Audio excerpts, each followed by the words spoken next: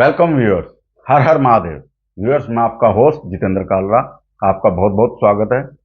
Viewers, जैसा कि आप सभी जानते हैं, महाकुंभ का समय चल रहा है। प्रभु की कृपा से मैं तो स्नान करके आ गया हूँ। वहाँ जो कुछ भी मैंने देखा, सनातनियों का आपसी प्रेम, कोई जात पात नहीं, कोई क्षेत्रवाद नहीं। ऐसा प्रतीत हुआ जैसे भारत इंडिया से बहुत आगे आ गया है। इंडिया कहीं छूट ही गया है और भारत जो हमारा मूल था, वो हमें उसका दर्शन हुआ वहां पे। इससे देश की बहुत प्रतिष्ठा बढ़ी विदेशों में भी। वहां बहुत विदेशी भी आए हुए थे, खाली सनातन धर्म से जुड़े लोग नहीं, रशियन, यूक्रेनियन और भी कंट्रीज के। तो जो भारत ने इंडिया को वापस प्राप्त किया है, तो इसके क्या मायने हैं, इसका आने वाले समय में क्या प्रभाव होगा, तो इस विषय पर चर्चा के लिए हमारे साथ मौजूद हैं जाने माने विश्लेषक RSN सिंह। सर, आपका बहुत बहुत स्वागत है। सर, मैं कुंभ में जो स्नान करके आया, मैंने वहाँ की जो प्रस्तुतियां देखी, क्या अरेंजमेंट थे सर। जो टीवी पे बकवासबाजी होती है ये वो कुछ नहीं, ऐसा था। बहुत बढ़िया। क्या लोग लंगर वगैरह कर रहे हैं, बहुत गोरे भी उसमें बैठ के खा रहे हैं सर। कोई जाति पाति नहीं, कोई क्षेत्रवाद नहीं। मेरे साथ तो तमिलनाडु के लोग थे। कितना सम्मान बढ़ा और कितना मतलब। तो इस विषय में आपके क्या। देखिए, पहले तो आपके दर्शकों को मेरा नमस्कार। और आप कुंभ से आए हैं, आपसे बातचीत हुई। मेरे कई और मित्र, मेरे जानकार लोग, अ, मेरे कुछ परिवार के लोग, वो भी, उन्होंने भी स्नान किया। तकरीबन आई वुड से 80%, 70 to 80% वहाँ गए हैं। मेरे अपने यादाश्त में परिवार और मित्रों की अगर बात कर लें तो इतना बड़ा परसेंटेज पहले कभी नहीं हुआ। और इसके कई सूचक हैं। आपने बिल्कुल सही कहा कि कहीं पे सनातनी जो है वो अपने आप में अ, अपनी पहचान को लेकर, आइडेंटिटी को लेकर और बहुत सजग हो गए हैं। हम्म। और गौरवान्वित गर्वान्वित महसूस कर रहे हैं। महसूस करते हैं। और एक तबका जो कि इन सब चीजों के बारे में बड़ा उनका एक इनडिफरेंट एटीट्यूड होता था। खास करके मैं जैसे जो हमारे ऑफिसर क्लास के लोग थे, चाहे वो आर्मी में हो, चाहे वो सिविल में हो या उसमें। तो पहले मैं देखता था कि ठीक है, जो सर्विंग जो थे वो एक तरह का डिसइंटरेस्ट था, इंडिफरेंस था। लेकिन अब जो देखता हूं कि उनमें भी एक होड़ लगी हुई है हम्म। जाने की। तो जब ये क्लास भी इस पे प्राइड लेने लगे, मैं अंग्रेजी बोलने वाली क्लास को बोलता होता, तो समझ जाइए कि ये हम we have covered a substantial distance. हमने बहुत बड़ी दूरी तय की है इंडिया से भारत की ओर। भारत की तरफ। हम्म। आपने बिल्कुल सही कहा कि ये भारत का एक तरह से ये हिस्टोरिकल, कल्चरल, सोशोलॉजिकल, स्पिरिचुअल, ये ये सारा एक तरह का शोकेस है। साइंटिफिक, हम्म। साइंटिफिक इसलिए क्योंकि आपने बिल्कुल सही कहा कि न कोई जात, न कोई पात, न कोई क्षेत्रवाद वर्ण, कुछ नहीं। न वर्ण, न क्षेत्रवाद। बस सिर्फ क्या, न कोई मंदिर, हम्म। न कोई मूर्ति, न कोई पुजारी। हम्म। तो ये सबसे बड़ी ये है, ये जो लोग जो हमें फिगर्स डालने की कोशिश करते हैं, ये तमाम जो आप ये जॉर्ज सोरस एंड गैंग के उसमें, या जो यूएसएड के पैसे पे जो ये इस तरह के आर्टिकल्स लिखते थे और पॉलिटिक्स में डिवाइजिंग थीम्स की, रिजर्वेशन का और उसका, और हम कितने बटे हुए लोग हैं, ये तो जो अर्बन नक्सल्स का जो एक एजेंडा था, जो लेफ्टिस्ट का एजेंडा था, वो सारा का सारा एजेंडा जो है वो धाराशायी हो गया। इसीलिए फिलहाल ये अभी बिल्कुल चुप है। आपने आप हमेशा कोई ना कोई एक स्टोरी पढ़ेंगे कि ये हो गया, एक दलित के साथ ये किया गया, वहां पर ये किया गया, इस कास्ट के लोग ये किया। अ,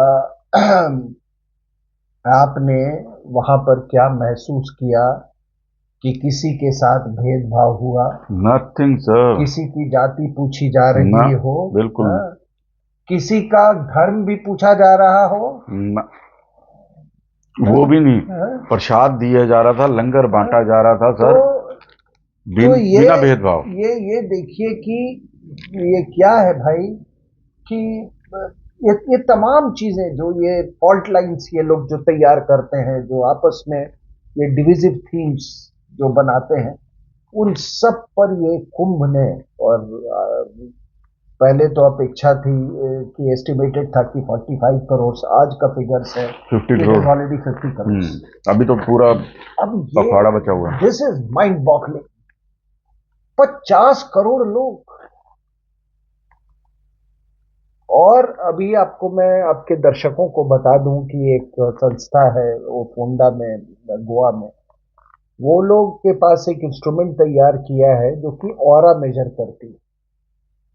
और उन्होंने अभी 2-3 दिन पहले वहां का ऑरा वो मेजर किया, और उन्होंने शाही स्नान के बाद देखा कि जो जो एनर्जी लेवल्स है, जो ऑरा है, हाई होंगे। वो वाटर का जो है वो डबल हो जाता है। तो मैं कह रहा हूं कि ना मंदिर, ना कोई मूर्ति, ना सर, ये कुछ। चीज मैंने भी महसूस की थी।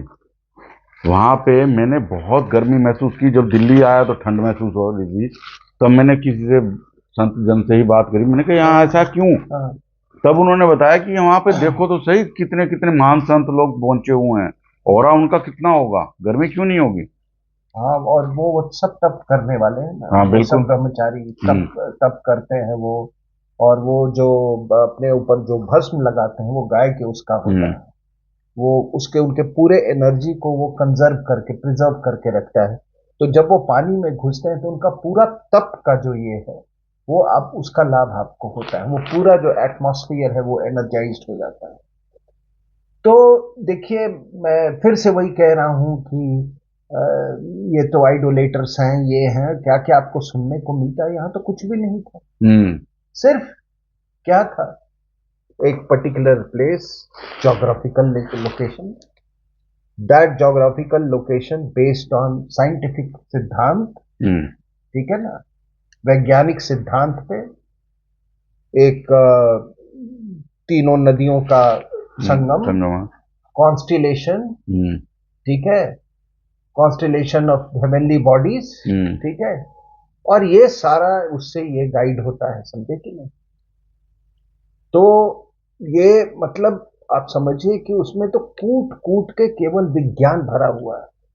और आपको मैं एक बात बता दूं, इलाहाबाद पता नहीं शायद 29 डिग्री या 27 डिग्री उस पे है, लैटिट्यूड पे है। 0 और 33 डिग्री लैटिट्यूड पे जो अर्थ का सेंट्रीफ्यूगल फोर्स है वो सबसे ज्यादा होता है। और इसलिए वो कुंभ के वहां पर अगर आप जाएंगे उस लैटिट्यूड पे, जिस लैटिट्यूड पर एक कुंभ जो है, human body weight marginally, marginally because of the centrifugal force जो है वो हल्का होता है। तो ये भी एक रीजन है। तो ये कितनी बड़ी वैज्ञानिक मतलब ये चीज है कि भाई जुपिटर के साइकिल पर। और मैं आपको दर्शकों को इस बात पर गौर करना चाहूंगा कि गौर करें कि जिस जमाने में ये कितने हजारों हजारों साल से बिल्कुल सर। सनातन, जिसको हाँ। इटर्नल कहते हैं, वो चला आ रहा है। आप रामायण में देखें, जब वो भगवान राम जब श्रीलंका आ रहे हैं तो उन्होंने सीता माता को दिखाया प्रयागराज की। तो इमेजिन कि उस समय से ये ऋग्वेद में मेंशन है सर। और वो पूरे कॉन्स्टिलेशन किसने कैसे, विदाउट टेलीस्कोप, विदाउट, कैसे उन्होंने वो कैलकुलेट किया कि हर 12 साल के बाद जो जुपिटर जो है यहाँ पे आएगा। ये है सनातन। और मैं हमेशा आपसे ये बात करता हूँ कि बिना, मैं आपके दर्शकों को भी ये कहता हूँ कि जो अवैज्ञानिक हो वो सनातन हो ही नहीं सकता है। सही बात है, बिल्कुल सही बात। अभी मैं उसमें नहीं जाऊंगा कि जो हमारे रिचुअल्स हैं और जो हमारे हमारी जीवन प्रणाली है, वो क्यों इसमें ये है। बहुत सारी चीजें हैं हमारी जीवन प्रणाली में। लोटे में क्यों करते हैं, पानी का सरफेस टेंशन क्यों कम होना चाहिए पीने के समय, अ, साधु संत कुएं का पानी क्यों पीते हैं, पितृपक्ष में कौओं को क्यों खिलाया जाता है, ये सारी चीजें किसी और प्रोग्राम पर मैं आपसे बात करूंगा। लेकिन अभी फिलहाल हम इसका जियो पॉलिटिक्स पर हम ये करते हैं, ऐसे ये महाकुंभ का। तो देखिए क्या है इसका जियो पॉलिटिक्स, ये कि अ, अभी 2 फरवरी को कोई 118 मेंबर फॉरेन डेलीगेशन, जिसमें diplomats and heads of missions थे, उन्होंने कुंभ का दौरा किया। And they came from about 77 countries, 77 countries से। और सब उस त्रिवेणी में केवल स्नान करने के लिए 77 कंट्री में, जस्ट इमेजिन। और nearly you can say if not half of the world, more than 1/4 of this world, ठीक है ना, जो रिप्रेजेंटेशन है यहाँ, ठीक है ना। तो वो भारतीय संस्कृति और अनुभूति का वो एक्सपीरियंस वो करना चाहते थे। अब कोलंबिया के एम्बेसडर विक्टर चावेरी ने कहा कि यह अवसर जिंदगी में सबको एक बार एक्सपीरियंस करना चाहिए। बिल्कुल। कोलंबिया का, ये सब कैथोलिक कंट्रीज, ठीक है। कहा कि गंगा, यमुना और सरस्वती के कॉन्फ्लुएंस पर एक स्ट्रेंज पावर की अनुभूति होती है। ये दिल से बोल रहा है जो आपने बात की, स्ट्रेंज। इक्वेडोरिया का जो एम्बेसडर है फर्नांडो, उसने कहा कि जब मैं बच्चा था तब से मेरा पवित्र गंगा में स्नान करने का मैं हमेशा सपने देखता था। आज यह सपना साकार हुआ। उसने कहा कि मैंने इंडियन कल्चर को बहुत नजदीक से देखा, योगा को, और बहुत कुछ सीखा। और ये कहा कि ये वातावरण कितना शांत और आध्यात्मिक है। क्यूबा के एम्बेसडर ने कहा कि मुझे ये एहसास हुआ महाकुंभ में आके कि भारतीय संस्कृति कितना डीप है और कितना रिच। तो ये है आपका सॉफ्ट पावर, ठीक है। और वो सॉफ्ट पावर जो आपको देखने को मिला, वो जो एकता जो देखी गई सनातन की, का जो ये दृश्य देखा गया, इसको हार्ड पावर में ट्रांसलेट करना सबको मालूम है, इसको रोका नहीं जा सकता। तो क्या है सर कि इससे इंडिया का जो इंटरनेशनल स्टेचर जो है और लोगों की जो सनातन के प्रति रुचि है, और जब सनातन के प्रति रुचि होगी तो उनके भारत के प्रति भी रुचि होगी, वरना वो केवल इंडिया को एक मार्केट देखते थे, वरना वो भारत को एक थर्ड वर्ल्ड कंट्री देखते थे।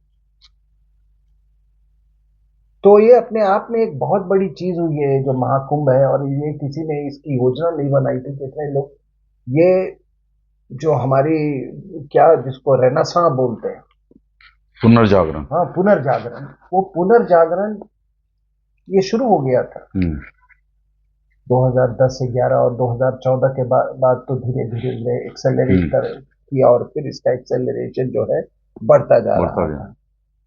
तो सबसे आपने देखा कि भूटान के भी नरेश आए यहाँ। तो वो क्यों आए, क्यों डुबकी लगाया? वो कहीं सनातन आइडेंटिटी से अपने को आइडेंटिफाई कर रहे हैं।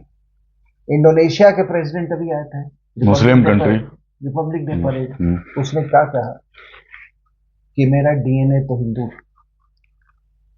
हमारे हैं हिंदुस्तान के है, मुसलमानों को कौन समझाएगा। हाँ।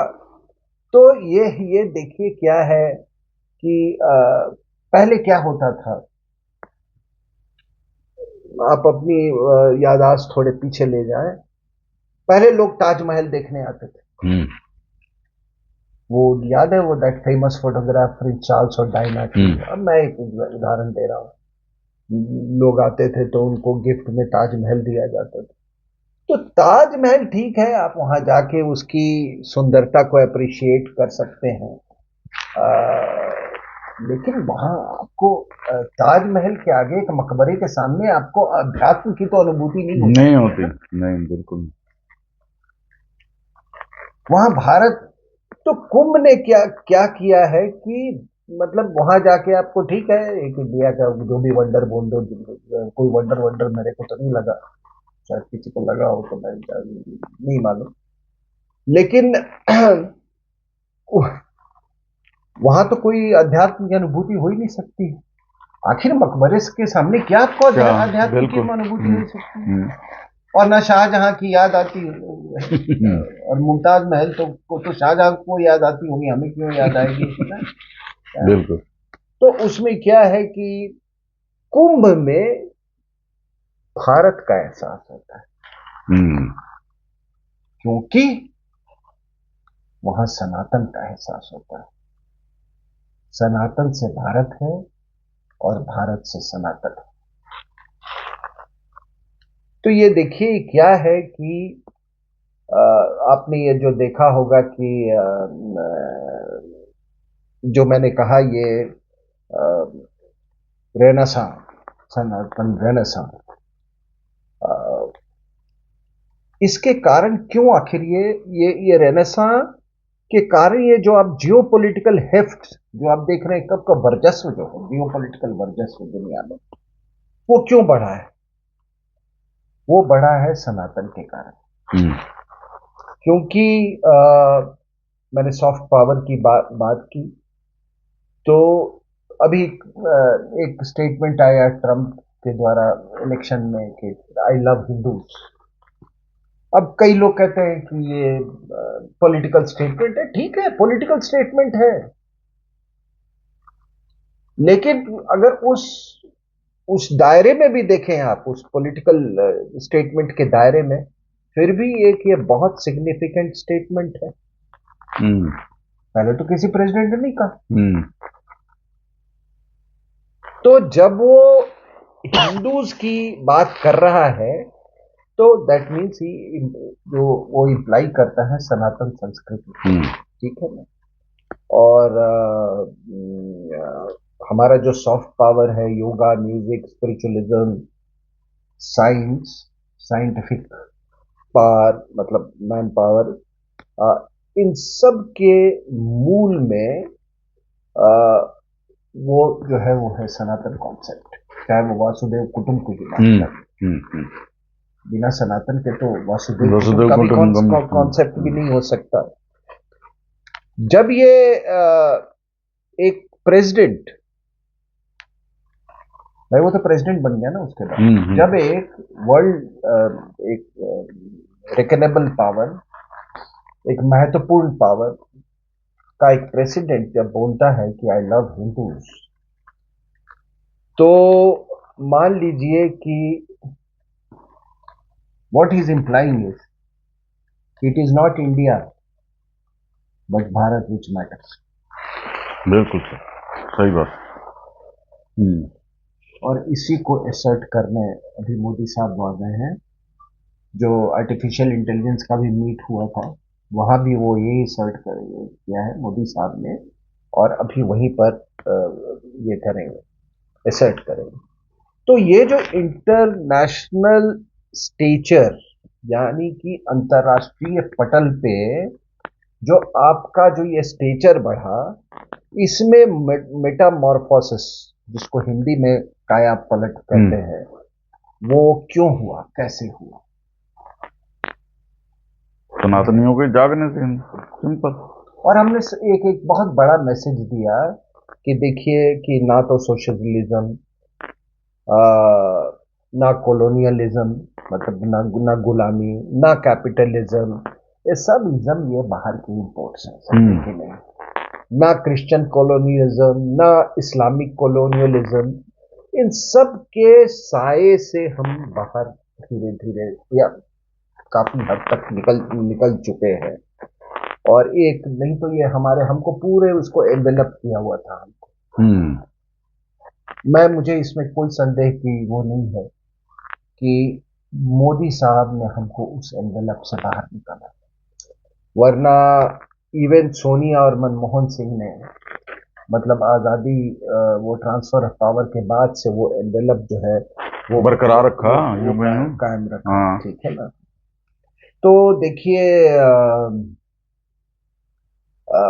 इसका एक और कारण है, और इसका मैं चाहूंगा कि आप लोग सब इसका विश्लेषण करें कि देखिए क्या है। आप कह रहे हैं कि लोग एक दूसरे की मदद कर रहे हैं, लोगों में इतनी पॉजिटिविटी है, आखिर ये क्यों संभव हुआ?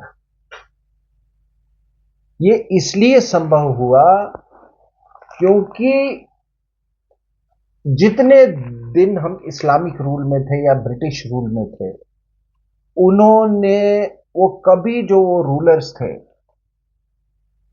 वो कभी भी इस भावना से प्रेरित नहीं थे कि ये भारत के लोग मेरे लोग हैं, कभी नहीं था, ठीक है ना। ब्रिटिश का तो आपको मालूम है, उनके पॉलिटिकल और इकोनॉमिक तार तो लंदन से जुड़े हुए थे। बाकी जो इस्लामिक रूलर्स थे किसी न किसी रूप में वो खलीफा से भी मतलब वो एक जुड़े हुए थे। तो आपने देखा कि मुगल्स ने बहुत कम केनाल या ये सब कुछ मतलब पब्लिक यूटिलिटी का उन्होंने कोई ये नहीं किया। उनको अकल ही नहीं थी सालों में। नहीं। सॉरी, मैं गलत शब्द। हाँ, तो वो उन्होंने वो केनाल्स और ये सब आपने कुछ नहीं बनाए, ये मकबरे बनाए, वो सब बनाए, ठीक है ना। तो कभी क्योंकि वो हमको कभी वो ये समझा ही नहीं कि ये मेरे अपने लोग हैं, ठीक है ना। तो हाँ, गार्डन्स जरूर बनाए, मकबरे जरूर जरूर बनाए, ठीक है। जो मकबरे जो कि इस्लाम में हाँ, हाँ, मना ही है। जो भी हो उसका हम उस पर नहीं जाएंगे। हाँ, तो अब आपको आते हैं कि मुगलों के टाइम में हमारा जो वर्ल्ड में जो जीडीपी शेयर था इतना था, 30% से ज्यादा हमारा ट्रेड में, जो भी फिगर्स आते हैं, लेकिन वो जो इकोनॉमिक सरप्लस था उन्होंने कभी भारत के हित में यूज नहीं किया। ठीक है ना। आप उनके बच्चों के जो तनख्वाहें देते थे वो अपनी बेटियों के, जहां आ रहा है ये सब जो थी उनकी, ठीक है ना। ये बाकी अपने प्रिंसेस को आप देख लेना, मुझे लगता था कि मतलब इन्होंने हिंदुस्तान को ही आपस में बांट लिया है। तो इस तरीके से, और कि भाई ये जो उनकी उनकी जो धारणा थी या उनका देखने का तरीका जो था कि भाई ये भारतीय लोग जो यहाँ के मूल निवासी हैं ये सेकेंड क्लास सिटीजन्स। और उनका ये कहना था कि भाई अगर मतलब उनका रवैया ही था कि अगर टैक्स नहीं दोगे तो तुम्हारे बीवी बच्चों को स्लेव्स के तौर पर बेच दिया जाएगा, यही होता था ना। और आपको मैं बता दूं कि 1770 में एक बहुत बड़ा भुखमरी हुआ था, ठीक है ना, ईस्ट इंडिया कंपनी के इलाके में। और फिर भी वो पैसे मतलब एक्सटॉर्ट कर ही रहे थे। सो उन्होंने कभी इसको ये नहीं कहा कि मेरे लोग हैं, दीज आर माई पीपल। अगर किसी ने पहली बार सदियों के बाद हिंदुस्तान में ये भावना को प्रेरणा दिया तो वो थे छत्रपति शिवाजी महाराज, कि मेरे लोग। और छत्रपति शिवाजी ने आ, वो खुल के घोषणा करते थे कि देखो ये मुगल जो है वो तुम्हारे समीप आ रहा है, अपने को संभाल के रखो। और देखिए मैं एक बात बताऊं, थोड़ा अब तो इतिहास धीरे धीरे धीरे वो हो रहा है कि ये पावर वो पावर, और हिंदुओं को बचाने के लिए कौन पैदा हुआ है, एक्सेट्रा। थोड़ा मैप झूठ नहीं बोलता है, ठीक है। छत्रपति शिवाजी महाराज साउथ में तंजौर तक, नॉर्थ में पेशावर तक, ईस्ट में बंगाल तक, ठीक है ना। इन लोगों ने एक तरह से इतना इनका व्यापक वो था, कैंपेन था, समझे कि नहीं। और सब भगवे झंडे के अंदर। तो ये जो कल्चरल नेशनलिज्म की जो बात कर रहे हैं ना, जो मैं कहूँ माई पीपल, वो उनका कॉन्सेप्ट, उनकी देन थी। वो ठीक है, इन्होंने एक बार हिला दिया पूरे उसके। एक तरह से वो दिल्ली को भी रूल कर रहे थे। राकेश शाह के आने के पहले वो एक तरह से दिल्ली को भी उसके अहमद शाह अब्दाली के आने के बाद। और पूरे मतलब मैं आपको क्या कहूं कि सोनिया गांधी और मनमोहन सिंह का भी यही रवैया था कि उनका भी कोई कॉन्सेप्ट नहीं था माई पीपल। दोनों सनातनी विरोधी थे।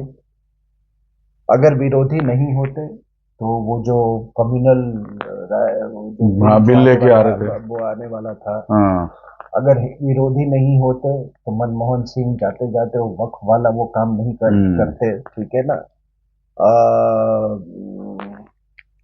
और धोखा दिया उन्होंने सनातन को, मनमोहन सिंह ने, क्योंकि चाहे वो किस पार्टी के भी हो, एक एवरेज जो सनातनी है उनको अपना समझा, लेकिन वो कभी अपना नहीं समझता। और यहीं से एक चीज मेरे को एक बात याद आती है कि आपको मालूम है मैंने 2 किताबें लिखी हैं ORF के लिए। तो एक Asian strategic and military perspective और पाकिस्तान के ऊपर है, the military factor in Pakistan. तो उस समय एक वहाँ के चेयरमैन थे RK मिश्रा, उनके एजिस में मैंने ये किताबें लिखी, और जनरल VP मलिक। तो मिश्रा साहब, आपको तो मालूम है, मिसेस गांधी के बहुत नजदीक थे। राजीव गांधी के भी बहुत नजदीक थे। कारगिल के टाइम में कोई 10-12 राउंड बैकरूम डायलॉग वो उनका हुआ था, RK Mishra and Niyaz Nag talks. तो एक दिन वो कह रहे थे कि एक बार, और राज्यसभा के मेंबर भी थे राजीव गांधी के टाइम। तो राजीव गांधी ने उनको कहा कि भाई देखिए, थोड़ा जाइए, दौरा कीजिए देश का, और देखिए कि ये एडमिनिस्ट्रेशन में क्या क्या प्रॉब्लम्स हैं। तो उन्होंने कुछ जगहों का दौरा किया, और उस दौरे के बाद, मैं उनकी जुबानी बोल रहा हूं मैं, तो वो आए और फिर कुछ दिन जो मिले, तो कहीं पे मिले वो राजीव गांधी से। तो राजीव गांधी ने पूछा कि भाई क्या है आपका, कैसा चल रहा है, असेसमेंट क्या आपकी असेसमेंट क्या है। तो उन्होंने कहा कि I can't take it any more भाई। तो उन्होंने वही सवाल पूछा राजीव गांधी ने कि ये क्या भाई। बोला नहीं, मैं जहां भी गया तो जहां भी जो गवर्नमेंट अपरेटस है, जो सरकारी तंत्र है, और जो पब्लिक है, उसके बीच में जो इंटरफेस होता है, तो जो पब्लिक है वो एडमिनिस्ट्रेटिव अपरेटस को बिल्कुल दुश्मन की तरह दिखती। ये आया है पुलिस वाला है, तंग करेगा, ये आया है पैसे मांगेगा, ये ब्लॉक का कर्मचारी है, ये वो करेगा, ये पैसे मांगेगा। तो हुआ क्या है कि इसमें बहुत कमी आई है, और ये कमी लाने का मैं श्रेय मोदी साहब को देता हूं कि देखो क्या है कि जो गवर्नमेंट और आम आदमी का जो इंटरफेस था ना, वही कम कर दिया उन्होंने डिजिटाइजेशन के जरिए, ठीक है। और वो किस तरीके से भाई, कि आज आप पता नहीं, आपको याद होगा पहले आप दिल्ली उसमें रेलवे स्टेशन पे जाइए तो फिर लाइन में खड़े हुइए, फिर रिजर्वेशन लीजिए। हम्म। आपको अगर एयर टिकट कटाना है तो सफदरजंग जाइए। अब मैं तो 15-20 साल से जा रहा हूँ, मतलब रेगुलर ट्रैवल कर रहा हूँ, तो अब वो सब चीज की जरूरत नहीं है। आधी चीजें तो ऑनलाइन हो जाती हम्म। हैं, ठीक है ना। आपका बैंक का काम है तो आप किसी भी ब्रांच पे चले जाइए, जो हम्म। आपका नजदीक ब्रांच। तो लॉट ऑफ थिंग्स है, मतलब क्या है, वो इंटरेक्शन कम ये हो गया है। इसका भी एक कारण है। अच्छा, वो देख रहे हैं कि भाई जो चीफ मिनिस्टर है वो खुद वॉर रूम में, वॉर रूम कहिए या कंट्रोल रूम कहिए, वो हम्म। खुद बैठे हुए हैं, हर चीज को मॉनिटर कर रहे हैं। उससे भी लोगों की जो एक जो इंटरेक्शन है, जो क्वालिटी ऑफ इंटरेक्शन है गवर्नमेंट अपरेटस का, उसमें फर्क पड़ा है। और मैं तो यही वो करूंगा कि देखिए, गवर्नमेंट को दो तीन चीजों में को छोड़कर, ठीक है ना, मतलब जैसे डिफेंस, फॉरेन अफेयर्स, ये सब छोड़ के गवर्नमेंट का कहीं जरूरत ही नहीं है आप, और एडमिनिस्ट्रेशन, बाकी चीजें आप छोड़ दीजिए भाई। कोई भी एक लिमिटेड वे में जितना कम इंटरफेरेंस हो गवर्नमेंट का, वो आप छोड़ दीजिए आप लोगों के ऊपर में।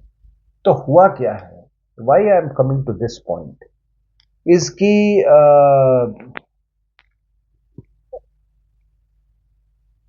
अभी आप देख रहे हैं कि ये जो हमारा, हम फोर्थ लार्जेस्ट, मतलब फिफ्थ लार्जेस्ट इकोनॉमी है, हम्म। 1-2 साल में फोर्थ लार्जेस्ट इकोनॉमी हो जाएंगे। आखिर ये क्यों हुआ? ये इसलिए हुआ क्योंकि हमारी सनातन सोच जो है, या जो हमारी सनातन जो फिलॉसफी जो है, उसको हमने रिक्लेम कर लिया। और वो रिक्लेम किया तो अपनी पहचान हमने रिक्लेम हम्म। कर ली। अब है क्या कि सनातन में इतना पोटेंशियल है कि वो, आप देखिए कि जो इकोनॉमिक पोटेंशियल है, या बाकी जो क्षमता जो साइंटिफिक वो है, वो इतना पोटेंशियल है कि ये सनातन के सनातन में ये क्रांति होने के कारण, या रेनेसा होने के कारण, मोदी साहब ने जो इकोनॉमिक जो हमारी पोटेंशियल है उसको अनलीश कर दिया। हम्म। तो आप देखिए आज हमारे कितने स्टार्टअप्स हैं। वी आर बिल्कुल। थर्ड और fourth in the hmm. In the world. और इसका एक और जो मैं माई पीपल का कॉन्सेप्ट जो मैं कह रहा हूं ना, तो केवल माई पीपल से नहीं चलेगा।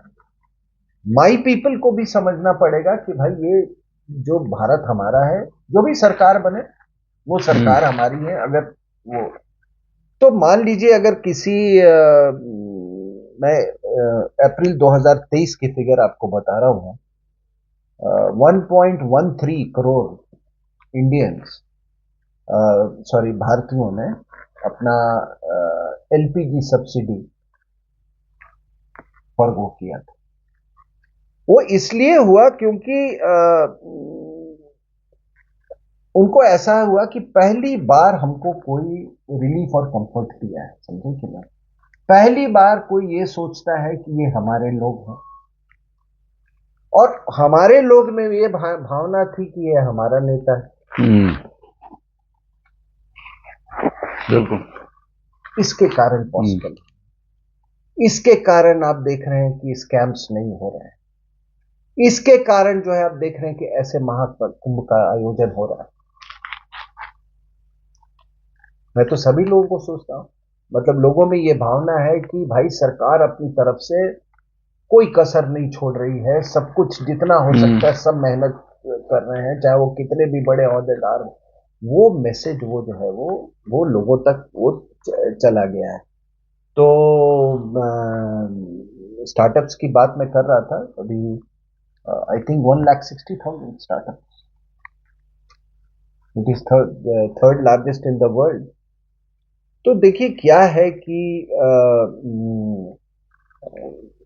अब जियो पॉलिटिकली देखिए आप, तो हम मान लीजिए स्पेस में, तो मैं आपको बता दूं हम स्पेस पावर क्यों बने, क्योंकि हमारे डीएनए में एस्ट्रोनॉमी, सही बात।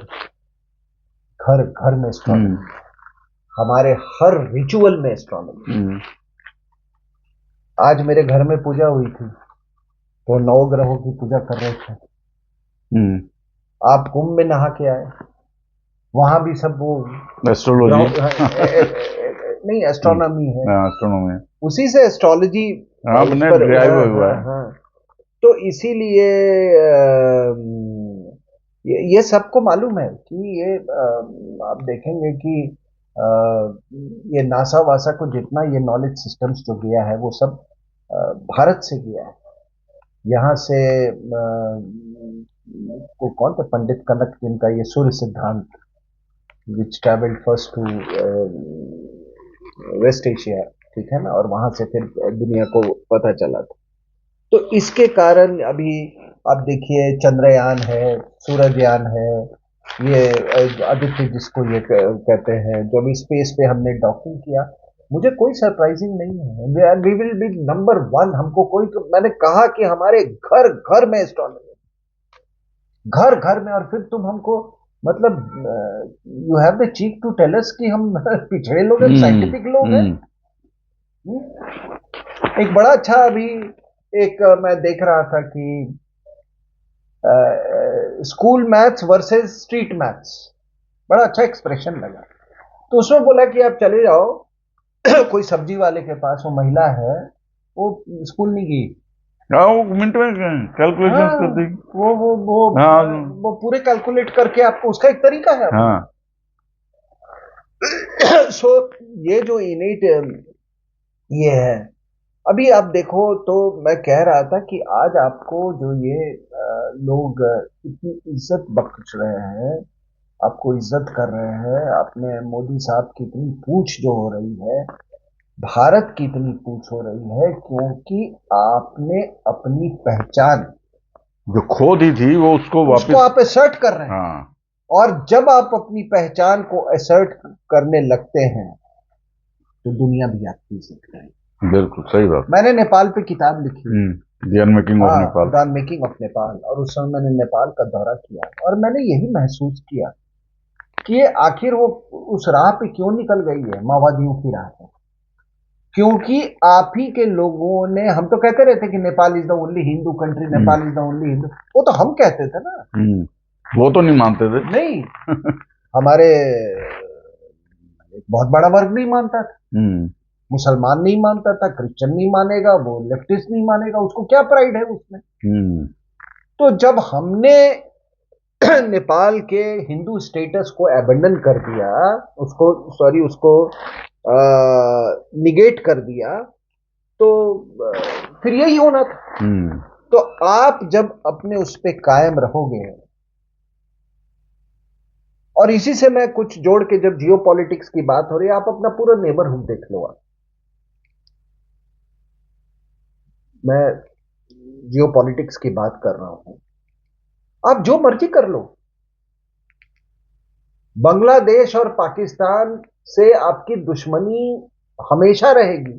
हो सकता है वो बीच में वो बांग्लादेश बन गया, वो करके फिर से, लेकिन वहां प्रो पाकिस्तान एलिमेंट, क्योंकि ये लोग नफरत से आपसे निकले थे।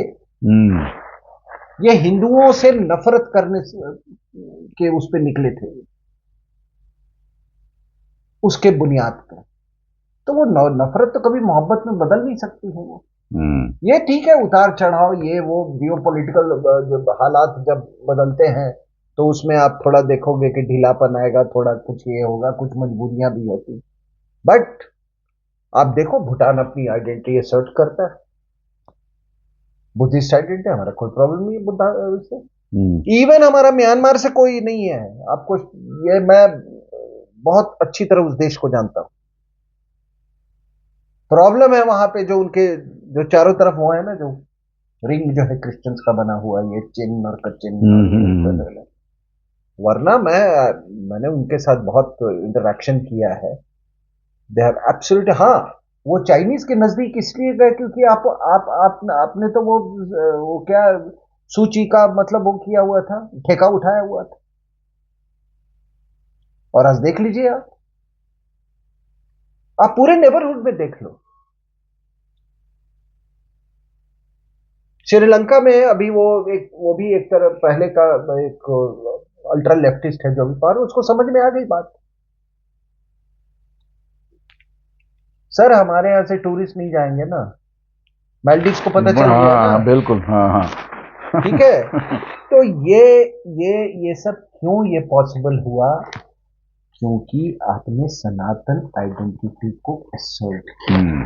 ठीक है, चलो ये तो मैं नेबर्स की बात कर रहा हूं। आप दूसरे सर्कल पे चले जाओ। आप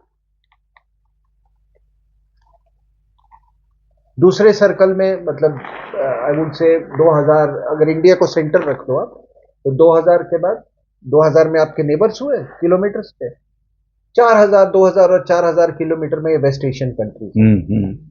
अब देखिए साहब, सऊदी अरेबिया का रवैया, यूएई का रवैया, चेंज हुआ बिल्कुल। हाँ नहीं बिल्कुल। हाँ, वो तो यूएई तो मंदिर बना रहा है। उनका अगर बस चले, अगर अगर वहां आम जनता जो वहां पे लोग हैं, ओरिजिनल लोग, मूल लोग, वो कहे पाकिस्तानी को निकालो यहां से। वो क्यों हुआ? क्यों मंदिरें बन रही हैं? क्यों बदलाव आ रहे हैं? इसका एक कारण ये है कि आपने अपने हिंदू आइडेंटिटी, सनातन आइडेंटिटी को आपने असर्ट किया। आप पहले जब आप असर्ट नहीं करते थे तो ये कहते ये परफेक्ट जगह है, ये परफेक्ट देश है, यहां पर कन्वर्जेंस के लिए। और यहाँ नहीं, ये जो ये नालायक जो ये मिशनरीज हैं, वहां भी बाज नहीं है महाकुंभ में। वहां भी मैंने देखा है पहुंच गए थे।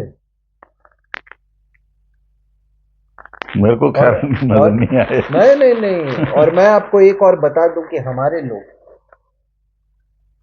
माई पीपल का जो मैंने आपको कॉन्सेप्ट बोला, मैं देख रहा था कि अंग्रेज के राज में, मैं 18वीं शताब्दी की बात करता हूँ, ठीक है ना, 19th सेंचुरी।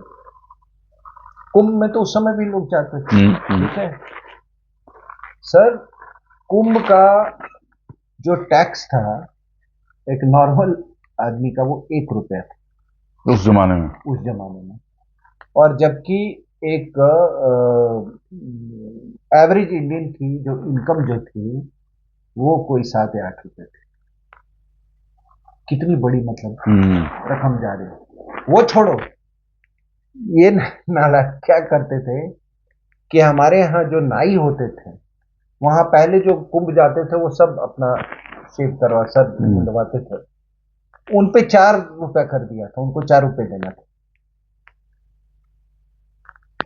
तो ये फर्क पड़ा है। माई पीपल, मेरे लोग। आप जब गए, आप जो आप वर्णन कर रहे थे कि लोग आपको मतलब कैसे लंगर चल रहे, भाग भाग के लंगर खिला रहे हैं, कोई जात पात नहीं, और प्राइड ले रहे हैं कि आप हमारे शहर आए हैं। कितनी बड़ी बात, मैं सुन के हैरान रह गया कि इतना प्राइड। तो ये देखिए, ये क्या है कि इसी का कारण है। देखिए, जब तक हमारी सोच और अप्रोच इंडियन थी, आपने कभी कभी पहले क्यों नहीं डिफेंस एक्सपोर्ट्स की बात की भाई? ठीक है, आज डिफेंस एक्सपोर्ट्स 2013 और 14, ये सरदार जी के और सरदार जी एंड सोनिया के रिजीम से 2013-14 से it has grown 30 times. Can you imagine? पहले तो इम्पोर्ट ही होता था सर। नहीं, ये सब था, ये तो उसी का मालिक आते थे ये। ठीक है ना। और अभी कितना हुआ 2023-24 में? 27, ऑलमोस्ट 27,000 करोड़। और हम 85 कंट्रीज को एक्सपोर्ट कर रहे हैं। इसमें जो प्राइवेट सेक्टर का इनपुट है वो 60%। ठीक है ना। तो ये भी इसलिए पॉसिबल हुआ। अब देखिए, हमने यूएस, फ्रांस, अर्मीनिया, मतलब टॉप 3 डेस्टिनेशन है। अर्मीनिया को हमने 155 मिलीमीटर गन्स, आकाश एयर डिफेंस मिसाइल, ब्रह्मोस, ये सॉरी ये हम ब्रह्मोस बना रहे हैं, ड्रोनियर हमारे यहाँ बन रहा है। यूएस के लिए कई सब सिस्टम्स और कंपोनेंट्स बना रहा है, टाटा बना रहा है, और कई लोग हैं। तो ये इसीलिए पॉसिबल हुआ, आत्मनिर्भर भारत। भारत, सही बात। और ये आत्मनिर्भर, ना तो इनमें आत्मा थी पहले, ना ये भारतीय थे, ठीक है ना। तो आत्मनिर्भर कैसे होते? हाँ बिल्कुल। तो इनका था कि विदेशी महिला का था कि मतलब फॉरेन निर्भर इंडिया, इंडिया। ठीक है ना। तो फॉरेन निर्भर इंडिया का तो फिर वो क्या, हेलीकॉप्टर स्कैम होगा तो ये स्कैम होगा तो वो स्कैम होगा, ठीक है ना। अब ये देखो इसका क्या, आप स्टेचर की बात करें, जियोपॉलिटिकल स्टेचर, आप, मैंने आपके उसके बात किया, मैंने आपके इमीडिएट नेबर्स के बारे में, ठीक है ना। अब साउथ ईस्ट एशिया का ले लो, आपने फिलीपींस को ब्रह्मोस दिया है, वियतनाम को आपने दिया ब्रह्मोस, इंडोनेशिया ने उसमें इंटरेस्ट दिखाई है, मलेशिया ने इंटरेस्ट दिखाई है। तो आपकी जो, जब ऐसे आर्म्स का जब ये होता है, जब इतने स्ट्रेटजिक आर्म्स का ये, तो आपका जियो पोलिटिकल हेफ्ट ऑटोमेटिकली बढ़ते जाता है। और इसका कारण सिर्फ है जियो पोलिटिकल हेफ्ट, जो आपका, आपके आइडेंटिटी, एसर्शन ऑफ आइडेंटिटी के कारण, सनातन आइडेंटिटी के कारण हुआ है। और ये सारी चीजें मैंने ये महाकुंभ से शुरू किया था। ये पहली बात नहीं है, आप देखो ना, आप जितने तरह के फीचर्स, वो क्या है, स्टालिन हर दिन कहता रहता है Dravidian versus Aryan, Aryan versus, वहां द्रविडियन भी है, पता नहीं है सर, मैंने बताया ना, मेरे साथ तो तमिलनाडु के कपल्स था। हाँ तमिलनाडु से, आंध्रा से 5 लोग मेरे को मिले, जो मतलब जिन्होंने मेरे साथ स्नान किया था। जी जी। तो कहाँ द्रविडियन है और उसके चक्कर में डाल रहे हैं ये। कितने भी फीचर्स कर ले, कुंभ में मैंने देख लिया सर। आप, मैं जब आपके जियो पॉलिटिक्स की बात कर रहा हूं, मोदी साहब ने पाकिस्तान को बर्बाद कर दी, लिटरली बिना गोली चलाए बर्बाद कर दिया, ठीक है। कैसे बर्बाद किया? ऑल थ्रू सनातन आइडेंटिटी। जब तक आप अपोलॉजेटिक थे तो पाकिस्तान, अभी भी है, भारत के अंदर में एक बहुत बड़ा पाकिस्तान है, बांग्लादेश भी एक तरह का पाकिस्तान है। वो पाकिस्तान आप पे हावी हो रहा था क्योंकि वो, आप अपने आइडेंटिटी के बारे में अपोलॉजेटिक थे, इसलिए हुआ है, ठीक है। इसी आपके जियो पॉलिटिकल, क्योंकि आपने अपने सनातन आइडेंटिटी को सर्ट किया, तो आप रशिया यूक्रेन कॉन्फ्लिक्ट में आप एक इंडिपेंडेंट पोजीशन ले पाए, ठीक है ना। वरना जब तक हम सनातन आइडेंटिटी नहीं थे, तो हमारे कोई ये कैपिटलिस्ट है, ये है, ये हम कोल्ड वॉर में भी हम उसी के कारण हम उसके शिकार हुए। तो ये जाते जाते मैं एक और बात आपको बता दूं कि ये महाकुंभ में जो सनातन यूनिटी, एकता, सनातन का दर्शन, सनातन का वैज्ञानिक दर्शन, सनातन का आध्यात्मिक दर्शन, सनातन का पल्स, ये हमेशा से रहा है। एक व्यक्ति है, वो हमेशा क्या करते हैं कि जब भी ये लोकसभा की चुनाव होती है ना, तो वो चले जाते हैं इलाहाबाद, प्रयागराज। तो प्रयागराज वो चले जाते हैं और वहां से वो अपना सेफोलॉजी करते हैं, और बड़ी उनकी सेफोलॉजी जो है वो बिल्कुल सटीक होती है तकरीबन, ठीक है ना। तो उनका कहना है कि ये एक ऐसी जगह है कि जहां हिंदुस्तान से सभी लोग आते हैं, उड़ीसा से भी आता है, तमिलनाडु से भी आता है, कर्नाटका से भी आता है, सभी लोग से। आपने 10 दिन वहां बिताने, आपको पता चल जाएगा कि कहाँ पे क्या हो रहा है। And he is better than so many of the psephologists, ठीक है ना। हाँ, क्योंकि उसने पल्स समझ लिया इसका, सनातन का पल्स उसने। तो मैं इसको मैंने जियो पॉलिटिक्स से जोड़ के समझाने की कोशिश की। बहुत बहुत धन्यवाद। व्यूअर्स आप भी जरूर महाकुंभ में स्नान करके आएं जो नहीं गए हैं। बहुत अच्छे अरेंजमेंट हैं। जो फालतू की खबरें आ रही हैं उन पर यकीन मत कीजिएगा। मैं खुद शाही स्नान के दौरान वहां था 3 तारीख को। सर आपका बहुत बहुत धन्यवाद।